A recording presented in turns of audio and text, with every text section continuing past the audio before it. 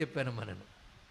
దారిద్ర్యం, మరణం, భయం ఎంతవరకు శివపూజ ప్రారంభించే వరకే దారిద్ర్య మరణ భయాలు ఉంటాయి. శివపూజ ప్రారంభించాక శివానుగ్రహం వల్ల అవన్నీ తొలగిపోతాయి. అది చెప్పాడు.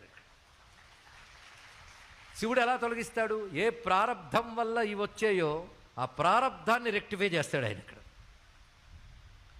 అందుకే ఈయనకి బాగా అలవాటు చేసిందని చిన్నపిల్లవాడికి భగవత్ పూజ అలవాటు చేశాడు, మంత్రజపం అలవాటు చేశాడు, శుద్ధిగా సకాలంలో నిద్ర లేవడం, మంచి అలవాట్లు ఇవన్నీ చేశాడు. అంటే మీరు ప్రారంధంలో అకాల మృత్యు ఉన్న నీ ప్రవర్తన సక్రమంగా ఉంటే దాన్ని కూడా దాటవచ్చు. ఈ ఒక్క కథ ద్వారా ఎన్నో తెలుసుకోవాలండి. ఒక కథ ద్వారా ఋషులు ఎన్నో చెప్పదలుచుకున్నారు. ఒకవేళ ఎవరైనా ఇక్కడ శ్రద్ధగా విని ఉంటే ఈ కథలో ఎన్ని సందేశాలు చెప్పామో పాయింట్ వేజ్ రాసి చూపించగలిగితే వాళ్ళకి శివుడే గొప్ప డిగ్రీ ఇస్తాడు. నేనే చెప్పను. ఒక్కొక్క దానిలో ఎన్ని సందేశమో కనుక నువ్వు చక్కగా ప్రవర్తిస్తే